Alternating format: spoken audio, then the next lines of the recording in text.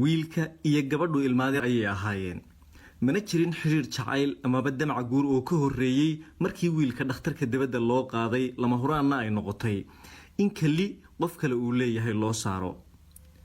tiraba 6 qof oo qoyskiisa kamid ah ayaa isku dayay inay kaliyahooda ku badbaadiyaan balse dhakhaatiirtii intaba waxay u sheegeen inaan iyaga looga saari karin sababo dhanka islahaanshaha dhiigga iyo waxyaabo la midaba xaaskiisa imaka oo waqtigaasi ehelkiisa uu kamid ahayd ayaa aakhirkii noqotay mid looga saari karo una hurtay mid kamid kaliyaheeda si uu u sii noolaado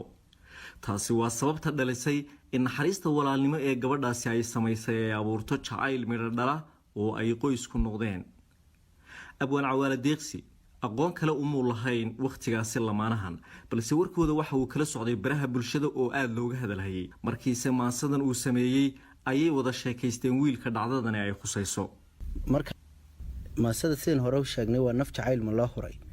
waxa tiri diiwaanka hodankee qisadii halhaysliyo heesaha dareen kale hadba baalka lagu qoro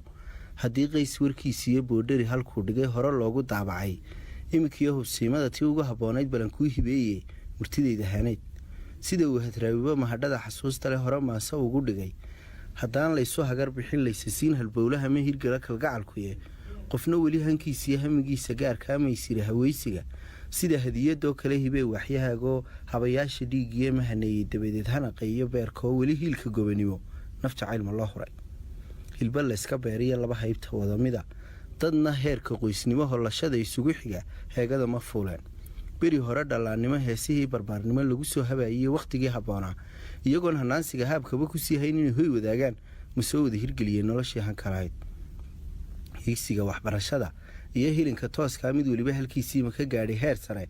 hirka beegsigiisii hayaanka iyo geediga halkii loogu talagalay ma kusoo hogaansheen waalidkoodii howlgalay abaalkii ma hidiyeen hadhka labada gelin ee hadba dhinac u jeestiyo ifku waa hantaaqoo kollay hadiimo joogtiyo hagar lagama waayee qadar mawla soo hagay mahaleelay wiilkii nabarkii ma heensaday damaqiyo hafeeftiiyo hinraagistiisii ma kusii hantaaqsamay socodkii ma howlgabay ma u baahday hildhaba dadka ruuxu hagar baxaa hilbihiisa soo qala naftiisana hibeeyo biimaha u halis kale hubaashima laga day